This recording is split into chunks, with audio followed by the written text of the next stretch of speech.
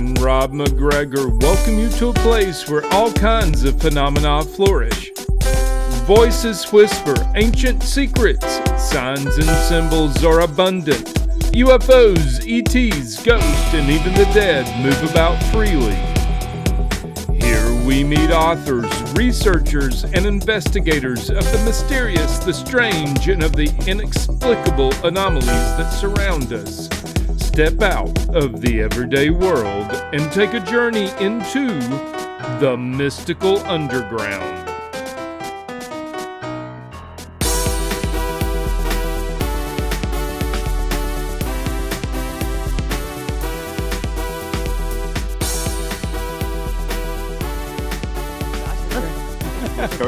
Let's try it again. Okay. Right. 3, 2. Welcome to the Mystical Underground. Thank you for joining us. This is Rob McGregor and Trish McGregor. And our producer and tech magician, John Posey. You can go to themysticalunderground.com where we make regular blog posts and where you can find out about our books. Among them are Phenomena, Harnessing Your Psychic Abilities, The Secrets of Spirit Communication, Sensing the Future, and Aliens in the Backyard. Our latest book is called Mind-Blowing Synchronicities, the Latest Science, Stories, and Research. Trish's latest novel, or upcoming novel, is Silent Thunder, and Rob's most recent novel is called Tulpas, a story of mysterious beings created through deep meditation.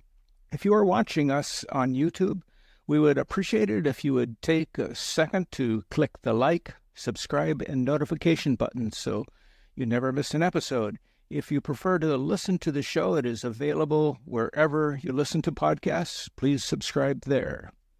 Our guest today is Dr. Scott Guerin, an award-winning and best-selling author and educator with a passion for exploring the mysteries of God, the universe, and the relationship with humanity. That's a big order. With 2 master's degrees and a doctorate in human development, he spent 23 years as an adjunct professor in psychology at Kean University. His popular Angel in Training series highlights society's shift from organized religion to spirituality. He's the author of several books, and the latest is Awkward Awakenings, Finding Our Way Home, which invites readers to awaken to their divine nature and their galactic heritage. He includes exercises and meditative techniques to help readers access higher dimensions and embrace connections with intelligent life beyond Earth.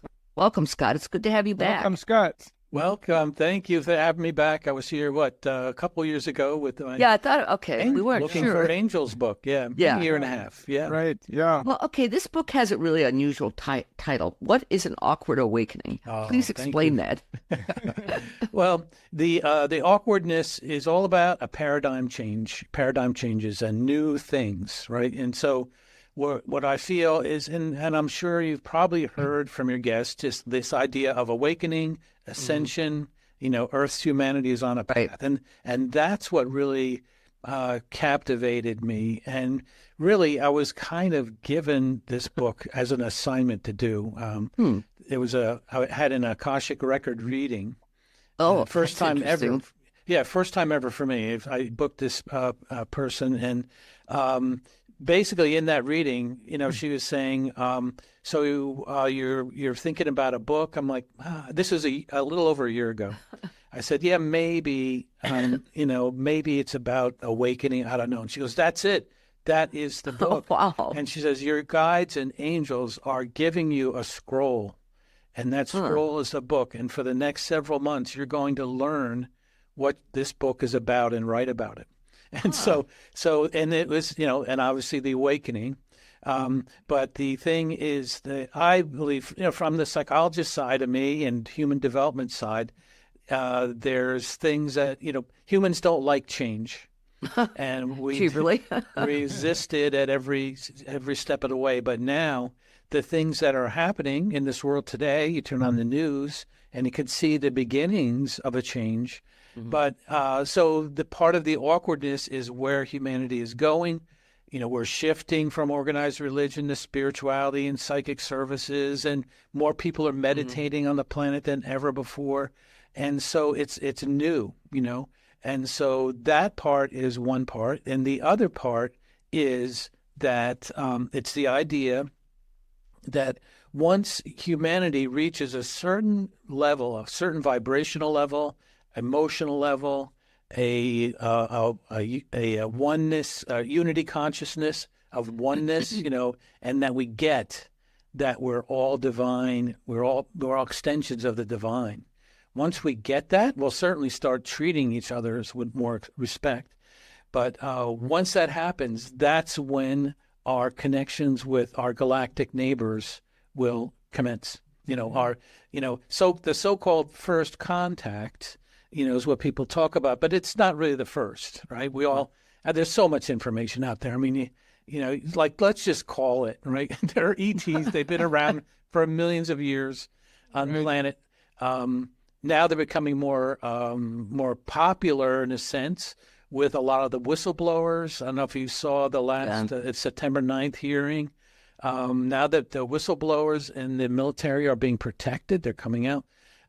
So the first contact from my perspective is the open contact, the open for business contact, the commerce, the knowledge exchange, space travel, all that stuff is going to be, will be part of the play. We'll be part of as one governing organization is identified as the Galactic Federation. Scott, let's go back a little bit. When's this going to happen? Well, that's the thing. I mean, before we die? Well, we missed it like a few weeks ago. The world was supposed to end, right? Right. Yeah. So not then. Okay. But I think it's a gradual thing. And the thing is, we don't know, and I don't think anyone knows, because it's all up to us.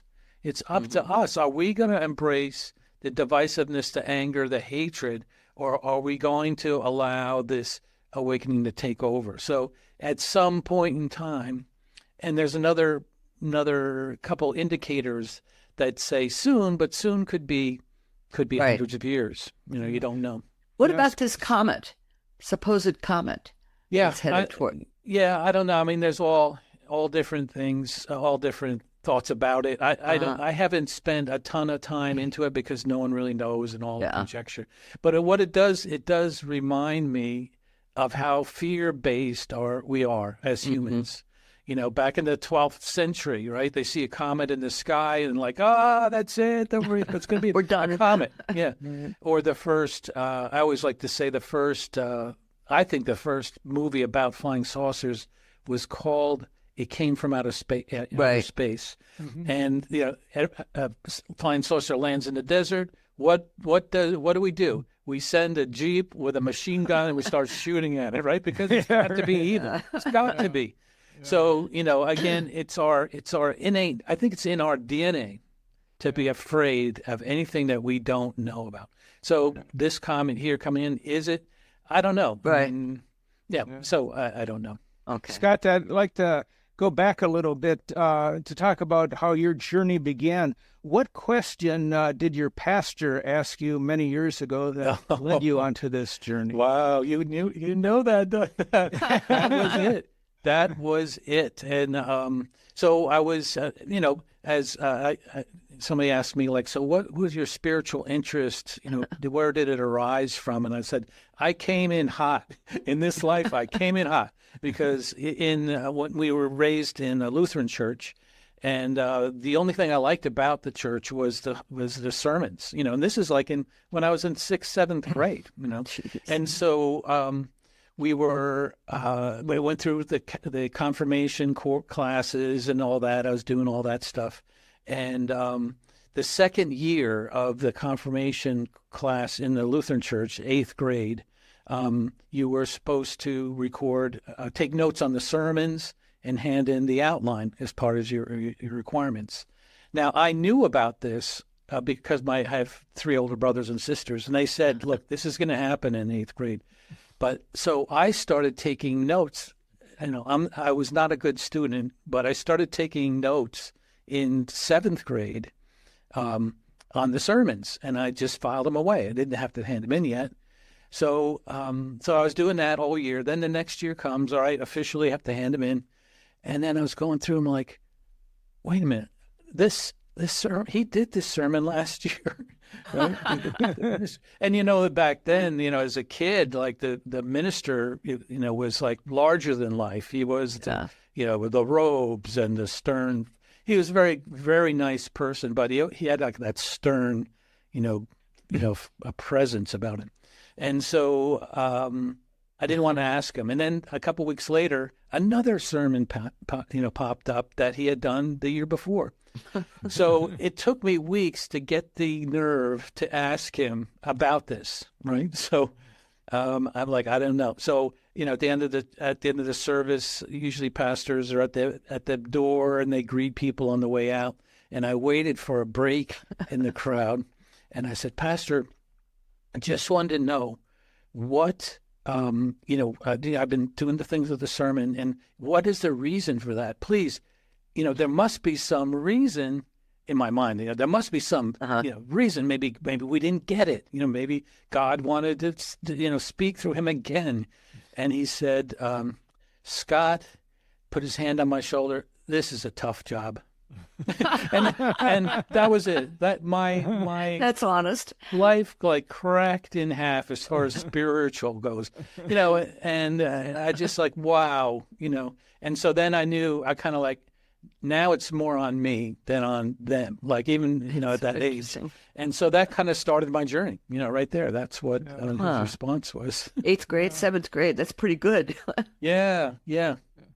So it seems that there's this spirituality that's developing, this shift, but yet in the mainstream media, there's very little mention of spirituality other than religion, as if anything spiritual is confined to stone buildings. Why is that, and what's taking so long for this bigger shift to awaken? Yeah, I think that I think it's a fear factor. We all want to go to church and be told what to do. I'm told, and that, I'm growing up with that paradigm is that you're told by religious leaders what should be done. Right. If 80% of the world is Judeo-Christian, Muslim, Buddhist, or Hindu, so they all are, and that's what people will say, that this is what I am, whether they go to church or not anyway. But so there is a organized religion, is prevalent in the world, and so you have that hierarchical, thing in most cases, and certainly it varies in the practices and religions. But so we have that in a sense ceiling to go through, to say like, no. I don't have to rely on someone else to teach me. I can find God within, and that is the shift. The more people meditate, the more people that are leaving the organized religions to go their own way. They're realizing this, that that the kingdom of God is within you. And it was all there. It was always there. It's just that for some reason, whether it's, whether organized religion wanted to, thought were so zealous of that they had the truth and they had the way and this is how you do it, or whether it was a power grab, to keep people under their thumb. Certainly the fear-based religions of damnation and torture, forever and ever. Wait, are there any religions that aren't fear-based? Hinduism, I get what okay. you're saying. Yeah, Hindu and Buddhism certainly, and Buddhism may or may not be a religion, depending on. But in any case, there are spots, and there are wonderful people and ministers within these religions that do teach the love of God, the unconditional love, blah blah blah. But why? I think because I think it's more of a temperature change in a sense, a raise in frequency, where people will just start getting it. I was listening to a podcast the other day. It had two people were channeling one. That's interesting. One non-physical group of many entities, and the question came to them from the host, like, well, why? I'd feel like I'm I'm gaining more insight. I'm being able to pick up on things and people's emotions and seeing things about the future. And they said, that's because the world is ascending. And that veil between our physical reality and our spiritual realities are thinning. And that's, in a sense, it sounds so simplistic, but people will just get it. They'll just start getting it more like, wait a minute, I'm getting a impression about someone that needs help, and I don't know where that information came from, but I'm going to help them. And it's that kind of getting it and embracing it that could make the change. But yeah, it seems that we're approaching a tipping point. Maybe is Rob, microphone.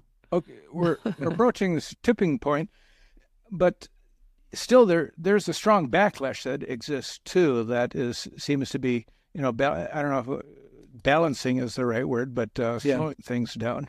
Yeah.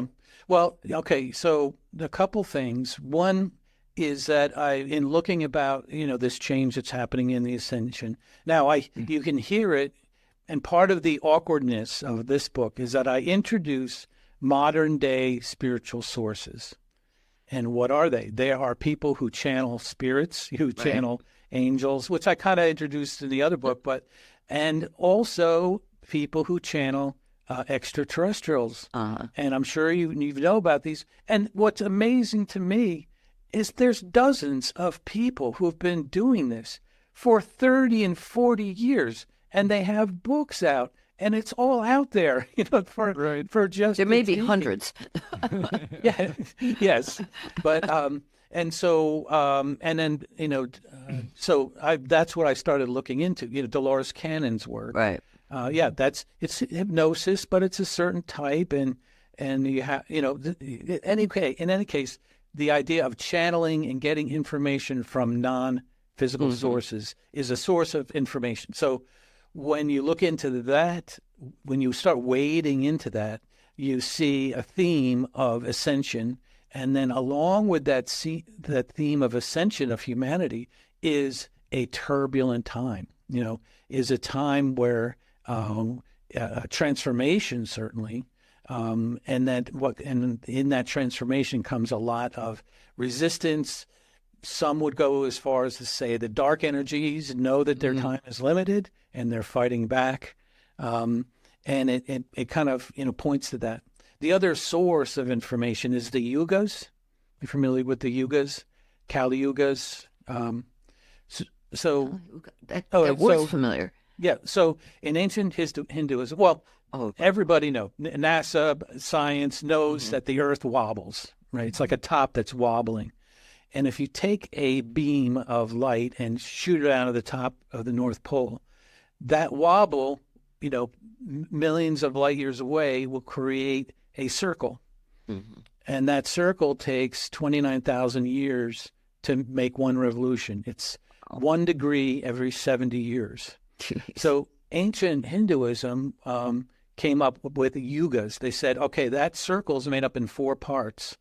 And that we're at the bottom of we're at the end of the second part, the Kali Yuga. A long ways to go.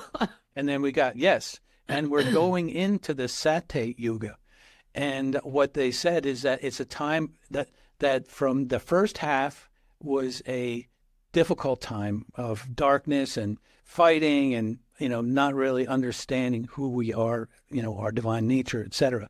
The second half is going to be where we embrace that. We embrace our unity. We embrace the good things, love and light and all that. And that in that time, coming out of the Kali Yuga, the bottom, going into the shifting into the next Sati Yuga, is going to be a time where there's a lot of moral decay, a lot of corruption, a lot of bad things that are going to be worked through. And that's where we are now. Yes, absolutely, absolutely. And so they go, okay, ancient Hinduism, fine. Lisa Royal Holt, who I don't know if you know her. I know her name. She's one of these sources that have channeled a Sasha, a Palladian female, 5th dimension Palladian female, and another non-physical source, Germain. Again, for 30 or 40 years, been writing books. This is like the Seth books by Yes, Jane Roberts. very much, Yeah. very much. 60s, yeah.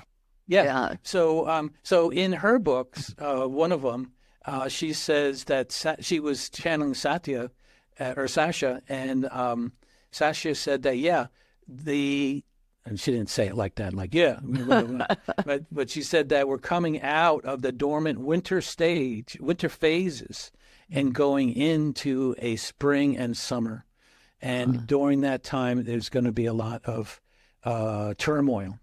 And so it's that type of thing. Neil Donald Walsh agrees with this and said that we are in the middle of a storm before the calm. Is that what the ETs are waiting for? The calm? Yes, absolutely. Yes, because, some people say, and some of it is from my own, I have, some contact with my own. Some of it is just, I've done massive readings. But some people say that the ETs are not interested in planet Earth until we get our act together, in a sense.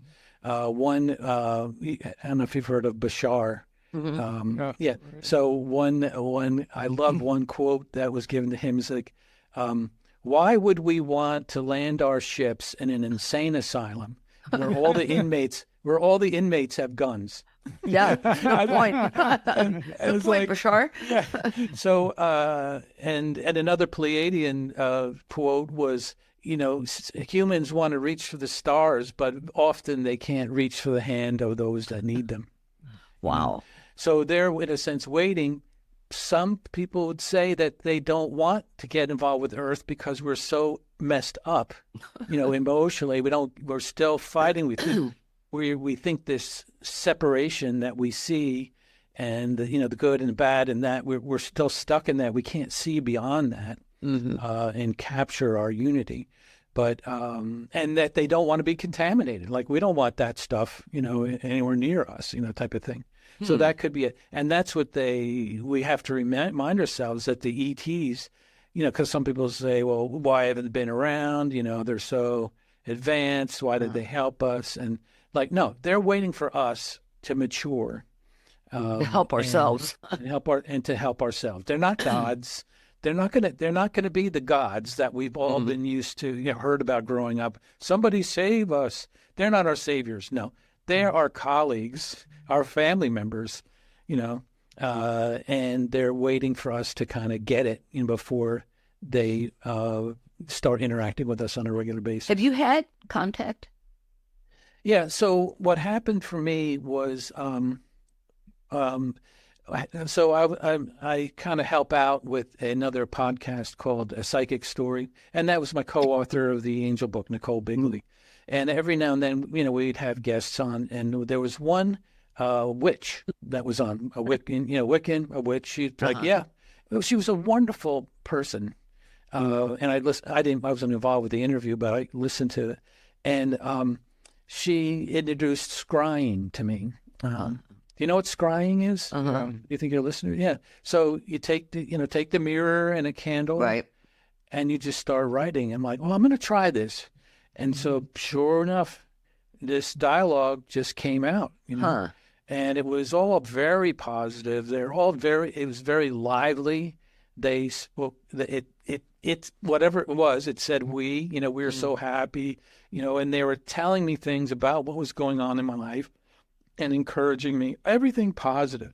And so after about 4 weeks of doing this, on and off, I was wondering, and I couldn't ask back. It wasn't it was a monologue from them. It wasn't a dialogue. And so I was just wondering, like, who are these? What is this? And so I'm sure they picked up on that. And so one time I was doing my thing, and it said, "We are the Pleiadians." Oh, that's interesting. Oh, okay. Then that's it. So I've been with them for about a year, a little over a year. Do you write in your handwriting or by computer? No, for some reason I don't like It just feels better handwriting. I don't know why. My handwriting is indecipherable these days. So Yes. Yeah. So somebody. My handwriting is HIPAA compliant. Nobody could understand, but I know what it is. Yeah. But and So then Scott, sometimes, yeah. Scott, you see a connection between spirituality then and extraterrestrials. What about ETs and the angels? Is there a connection there too? Absolutely. It's all part of they're all part of the spirit team, Okay. in a sense. They're non-physical. They're different, and from, my understanding is that as the physical universe was being, developed, created, first, planets, this, that, animals, humans, and then a separate. Then the angels were created as a separate item, in a sense. They were never incarnated. They're kind of hardwired to source, to love. May or may not have free will. That's a big debate among a lot of religions, but basically, the angels are a very high vibrational, spiritual entity, and that they are different from us. But at the same time, our galactic neighbors are all we're hybrids of them. So in a sense, angels, ETs are more like us. Angels are angels. One of I think Dolores Cannon's subjects, she asked about, are there archangels in your world? And they said the answer was, we have spirit archetypes that are much like angels, that we call them different names, but yes, they're a much higher level vibrational and a higher connection to source. So in my, I consider my spirit team comprised of, deity, Jesus, certainly part, and ascended masters and past loved ones, and then ETs.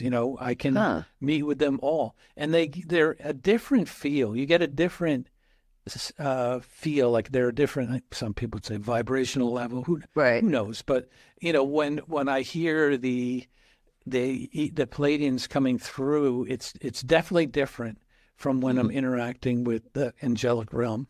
Just real quick, because I started to mention this earlier, but maybe it fits in here. But when you'd mentioned the September Senate, or this September congressional, on UAPs, I don't think it got mentioned. I don't think it came up in that hearing, but shortly, but I believe it was just shortly before that, there was a congresswoman that, to my knowledge, brought up for the first time, like I said, that I know of, that she's seen evidence of interdimensional beings, and I just don't think I've ever heard anybody say. She said this in Congress? Not in Congress. In the hearing. No, it was prior to that, and it was a congresswoman. I can't think of her name at the moment. Yes. But to my knowledge, that's the first time I've ever heard any kind of any official use interdimensional being. Yeah. Well, just a couple of my thoughts about that. There are some unidentified spiritual entities that may or may not look like humans, or this and that.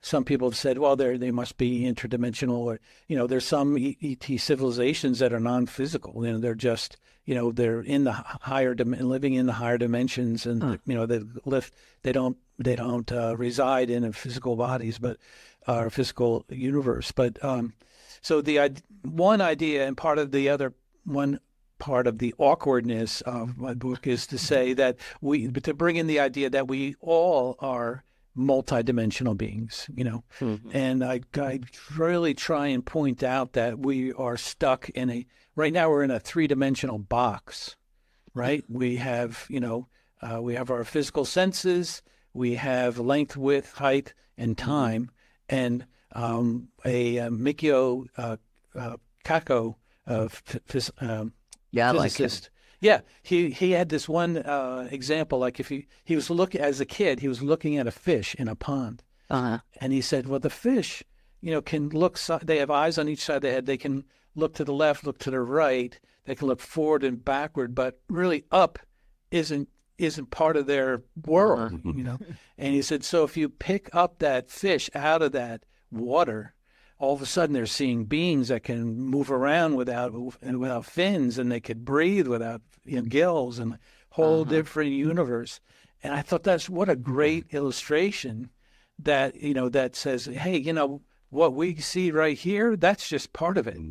And that, and then I go into different dimensional models, about, then there's a few of them out there, but I just kind of say, here are some samples of dimensional models. And then Barbara Hanclough, who wrote a boy, she's been around for a long time. Yeah, yes. Yeah. And in her book, The Alchemy of the Nine Dimensions, I mean, I ate that up. And so I kind of followed that to say, like, here's how because she presents a more tangible nine-dimensional model. And then she and her husband provide meditations on experiencing the different dimensions. And then I go into piercing the veil, talking to and reviewing like NDEs and near-death experiences and people who transcend this physical world and then meet with other dimensional people. So in a long way, talking around that topic of multidimensional people, in a sense, I think we all are to some extent. I just want. I'm sorry, Rob. Just real quick, because I think that koi pond example by Michio Kaku is in hyperspace. And if for some reason anybody listening to this podcast has ever read Hyperspace, amazing book. Yeah. Okay, yeah, all his books are amazing. Yes. But so the concept of there's also the concept of a higher dimensional Earth, and you write actually about an upcoming new Earth. I wonder if that could be a higher dimensional. Yeah, well, so the higher dimensions, we can experience a higher dimension many times by the thoughts that what we do. You enjoy and take in a beautiful sunset. You have a romantic dinner. You have those high, pure, loving thoughts. That's a fifth dimensional type of thing. It's when we're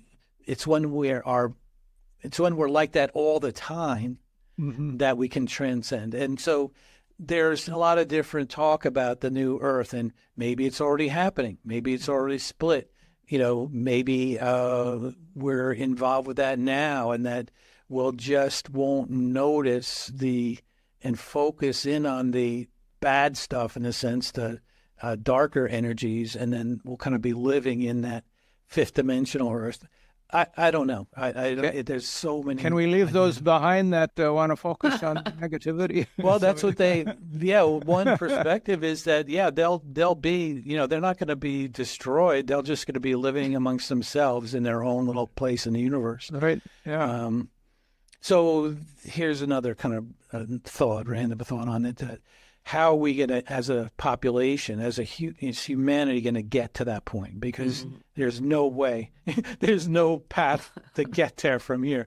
So, it could be that as more people meditate on the planet, that people will just start seeing it. They'll just see each other as their brothers and sisters, and like, no, why are we doing this? What, or, and I don't know, or it could be a cataclysmic event, solar flare, earthquake. Sometimes it seems like the cataclysms are what shock people. Yeah. Out of their stupor or whatever it is that they're in. Yeah, I forget what author said that, but said that humans, an author that knows a lot about a lot of different extraterrestrial civilizations, and they said humans, some civilizations are, what, we're going down a bad road. Let's change now. Let's move forward.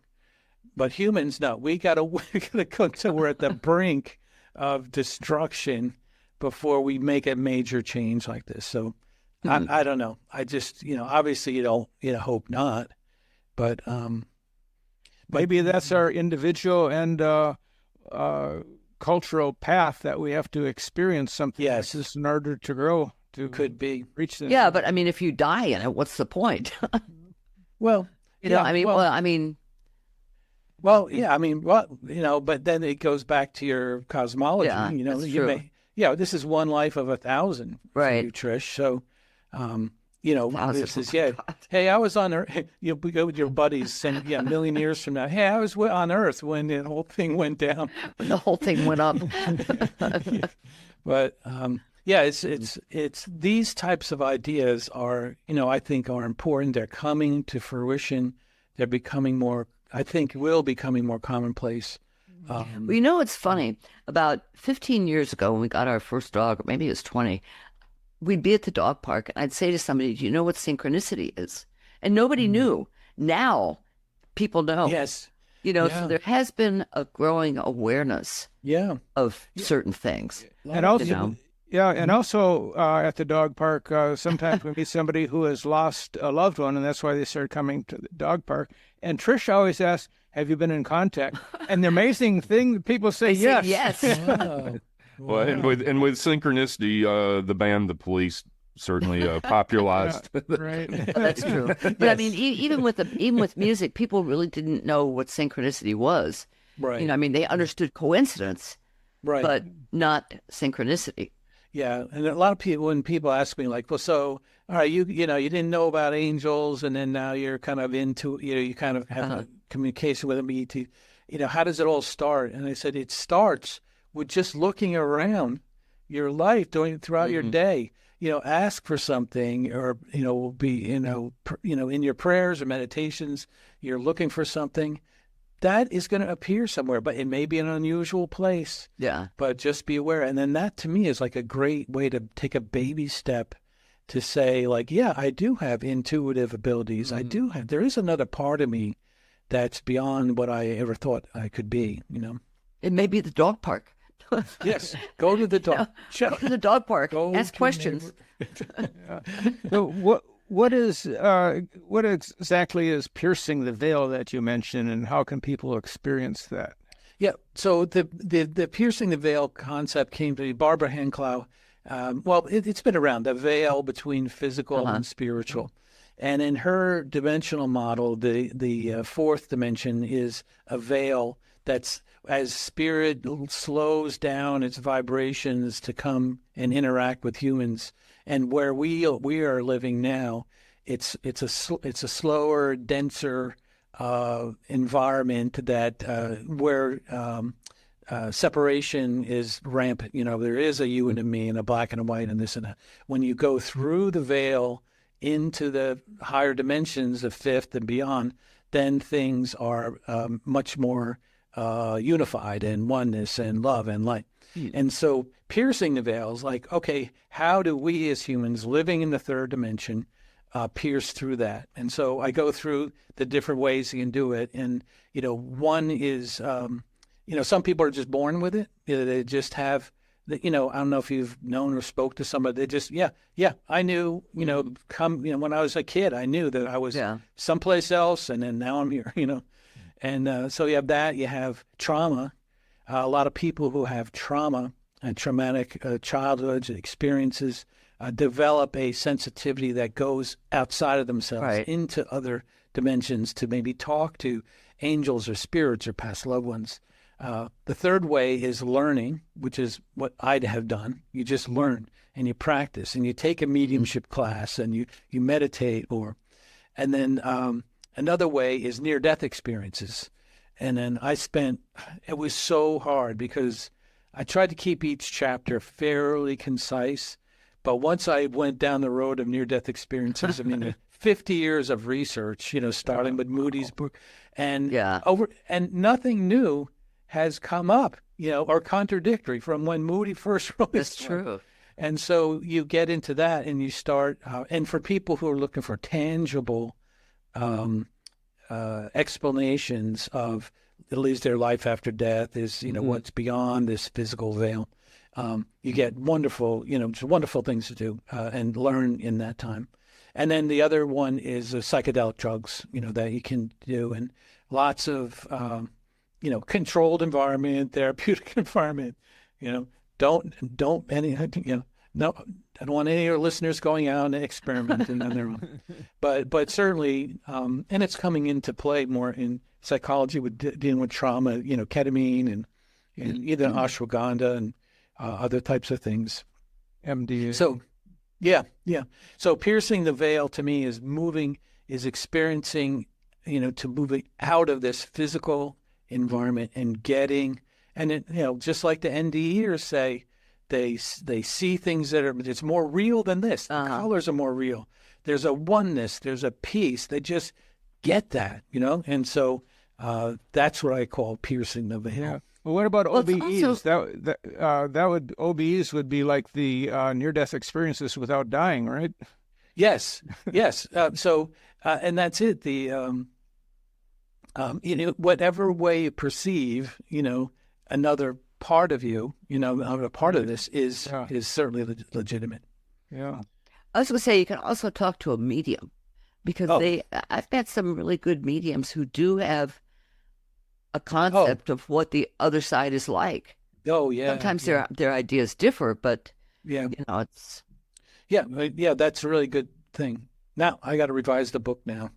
Yeah. Well, it's funny. I somebody told me about this local medium, so I contacted her and went to Barnes & Noble because I had lost my sister a couple of years ago. And I said, "What's she doing?" And she says, "Well, what was it? She needed some rest." I said, "Okay." Mm-hmm. She has 3 sons. She was an RN. I said, "Well, what does that mean? I mean, what do you do in the other side? I mean, do you go to cafes? Do you, you know what, And she says, "Well, I don't know, Trish." She said, "I haven't died yet." And so I mean, not in this life, but yeah. There's lots of people. Different concepts. Yeah, lots of different. Like we have hobbies, we have things to do, and I don't know. Maybe you experience what you want to experience or what you believe you're going to experience. If you think that the afterlife is going to church, you start to go to church every day until you start to think, well, maybe there's something more than this. Well, that's the thing. In Neil Donald Walsh's series, that model is you learn each lifetime, and then when you get to where you've learned and you've matured and your heart is pure, you can decide to forget all about it and start at zero again. Mm-hmm.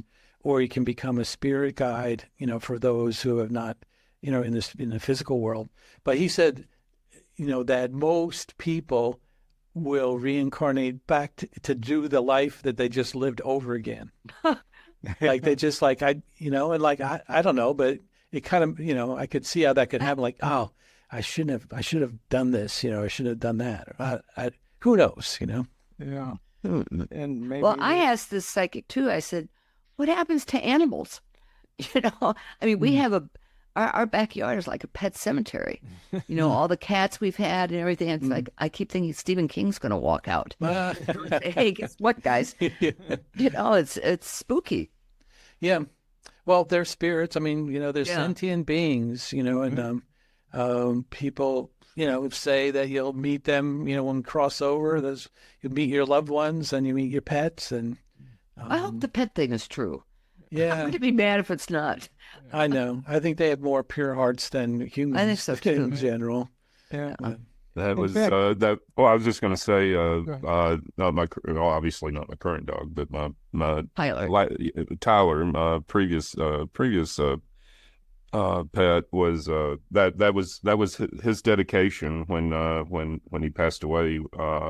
On social media was I used the quote from Star Trek II, Wrath of Khan, that out of all the people, I'm paraphrasing, out of all the people I met through all my travels, his soul was the most human. And yeah. Mm-hmm. Yeah. Yep.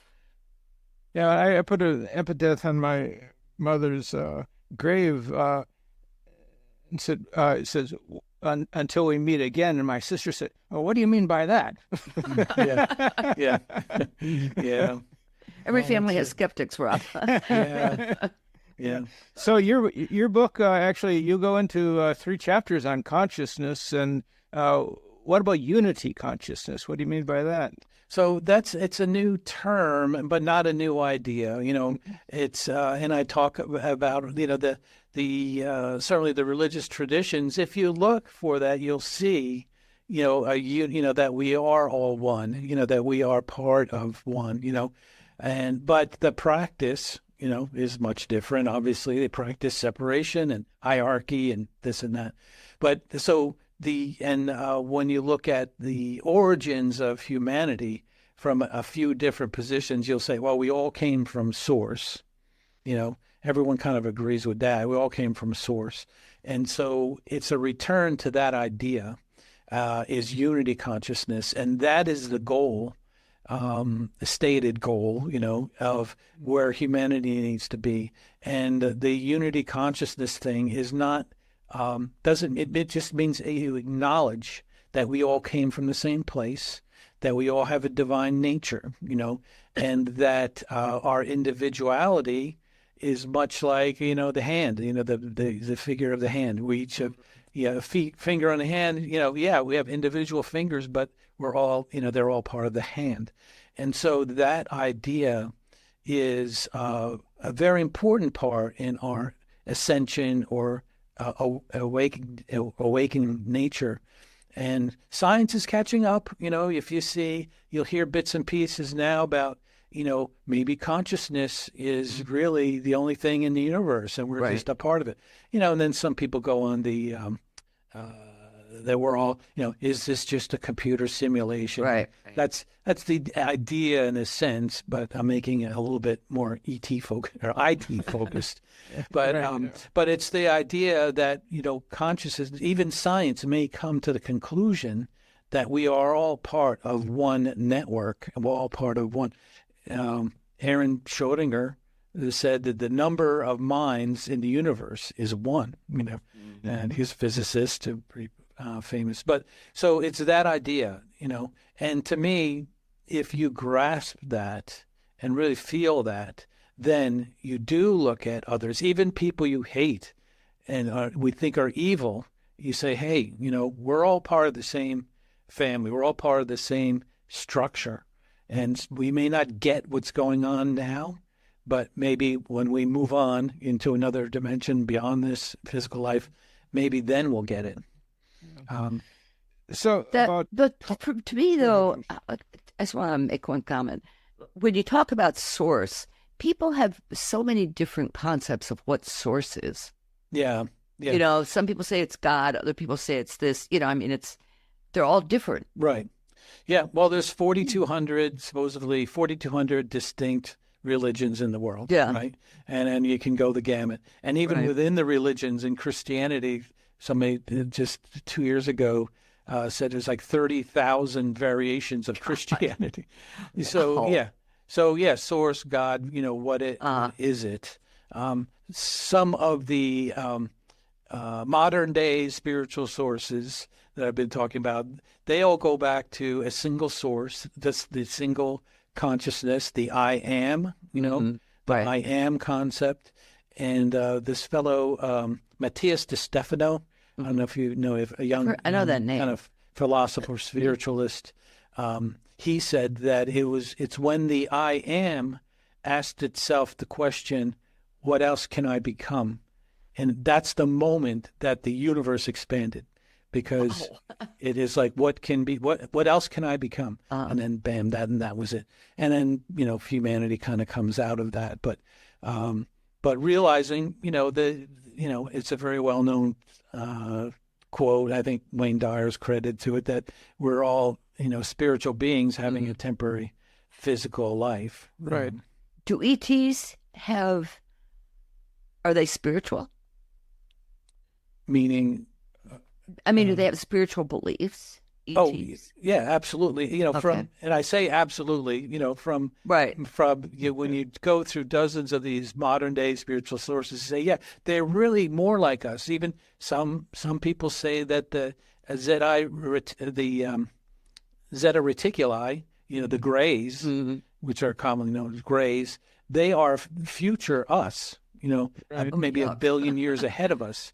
And the reason that they almost extinguished themselves because they knew that they observed that emotions were messing up their lives and their world, much like the Vulcans, they openly make that connotations that, but they almost extinguished themselves, and they're coming back to Earth to get our DNA, get our experience to revive the emotionality in them, in their species, in their civilization, to kind of get back to it. But anyway, that was kind of a subject. Yeah. So, but funny, 30 years ago, there were a lot of reports of people being abducted by aliens. These are very hard to document. But one of the things but the reports from people were very similar in a lot of ways. And one of the things why are you doing this? I mean, they're taking people out of their beds up to their crafts, putting them, stripping them out and putting them on tables, probing them. Probing, right. And one of the questions they had, why are you doing this? And they said, because we have the right to do this, which kind of is the sense that they are us, And so let me go back to Lisa Royal Holt in her book, Preparing for Contact. She says that it's her statement that any physical so-called abduction, it was either prearranged just before we enter this life, or through our subconscious, which is where most of the ET communication is happening now, is at our subconscious and unconscious level, and it's kind of prearranged that way. But I think it goes back to that fear thing. I read an article about a guy who interviewed a fellow that was involved with some abductions, and I think 3, and they were all bad, And so, this guy that he was interviewing said that, I think that the reason why they're doing this is because they want to get inside our minds so they can take over the human race.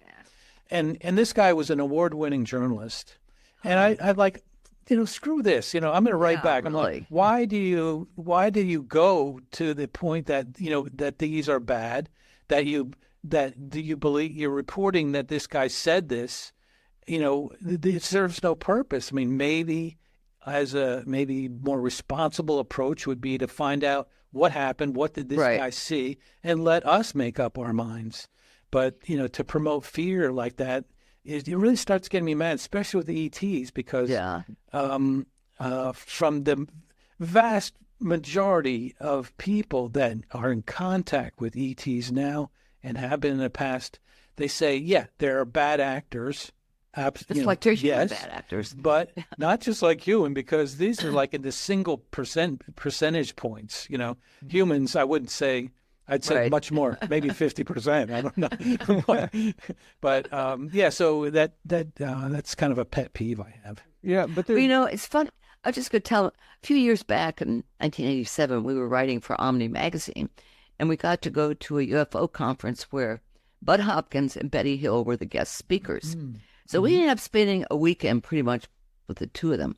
And I found Bud Hopkins was always very, let's go do this. There was a woman who had called in on a radio show who had been, it's back in the days when the National Enquirer had a huge Christmas tree in Lake Worth outside their office, and she'd been abducted and taken up past the Christmas tree.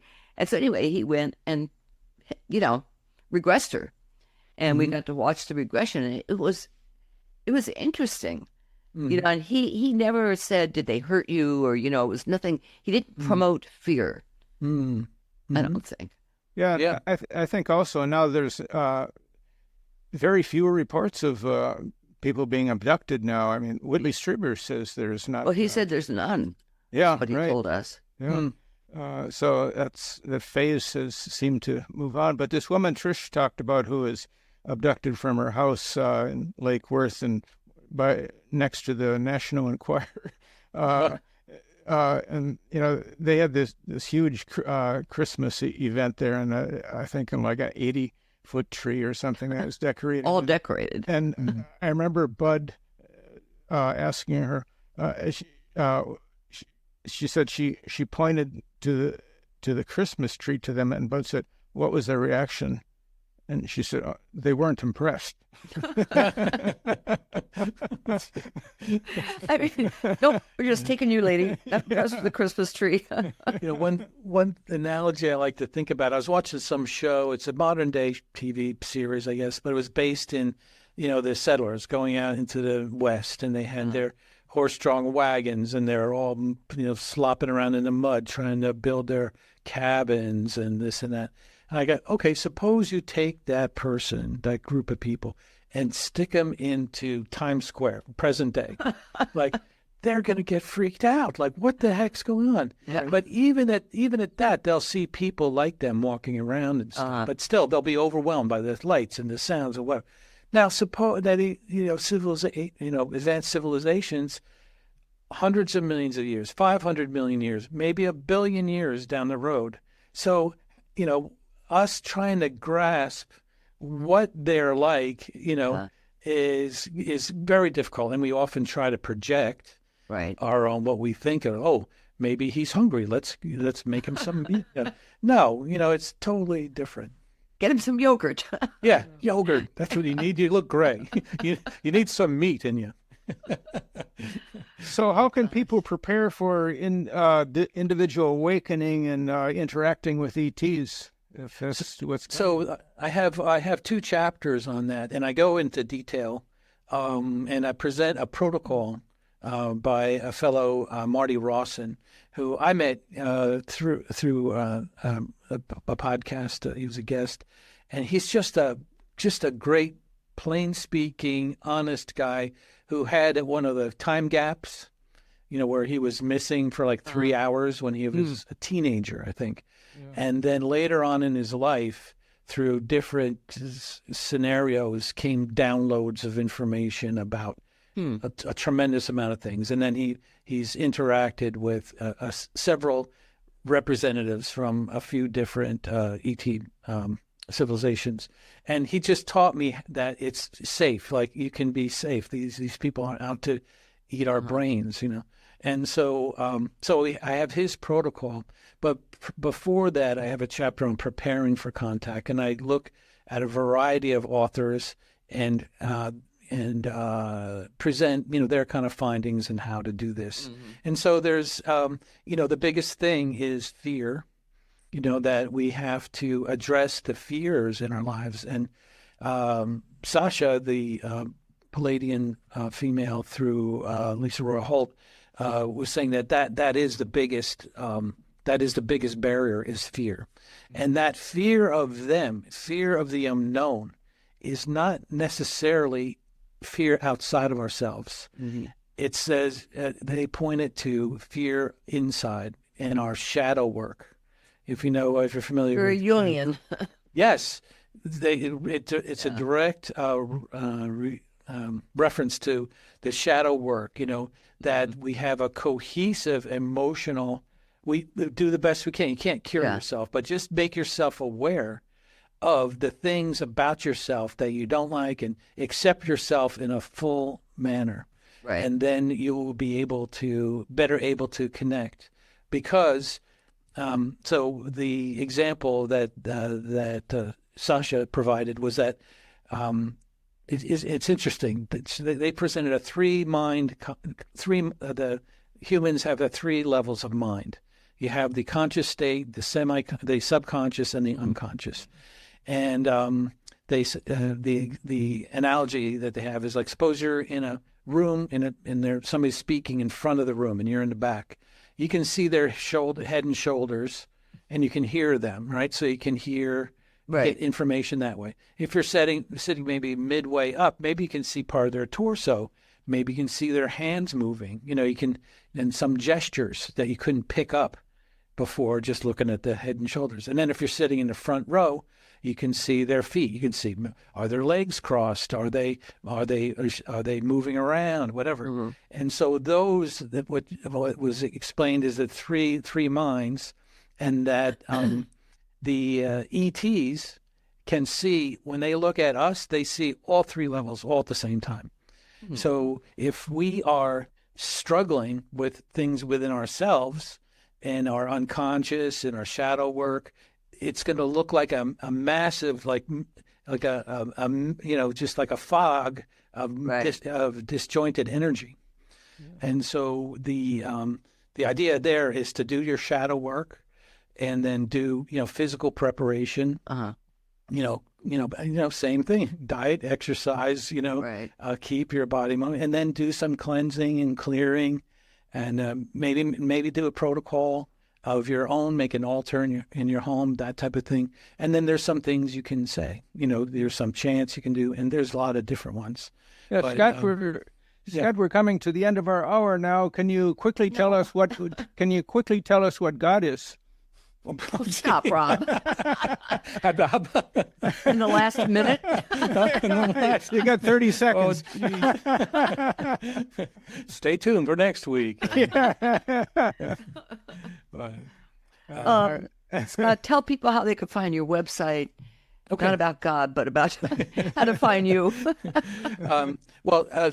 This, and I'm sure you can take this out, but when would this air? Would this John? air? Oh, yeah. What is today? October 8th. Potentially 2 weeks from now. Okay, 2 weeks. Okay. Well, 2 the 2 weeks from Sunday. So that'd be early? Would it be the 15th of November? I think it would be slightly after that. Okay. That's good. That's my answer. Okay, well, so you can reach me at angelandtraining.org. That's my website. I have my other books there as well. And then I have the awkwardawakening.com is a website to find out about this book coming out. It's available in audiobook format at Audible. It's available on Kindle and Amazon as well, and also Barnes & Noble and paperback version. Right now, yeah. Yeah, okay. Yeah. So it was great having you again. Yeah, we got to have you back, Scott. We need to find out what Rob just asked you. It's like old friends. I feel so comfortable. It really is. And great hosts, and John. And just so you know, yeah, it looks like it would be the 19th when we post this. So, okay, perfect. Then right now. Do you have a new book coming? Another book coming out? Or you're working on? Oh, so interesting you say that. So when I had a ad hoc reading with the person who told me about this Awkward Awakening record, and she said, by the way, they're telling me there's 2 more coming out. Going to be busy. And I said, what are they? And they go, you don't need to know that yet. Okay, all right. That's what it is. That's my life, right? I have no idea what's going on. Well, welcome to the club. Really, we're all human. Thank you, Scott. Yeah, this is great. Thanks so much. God bless.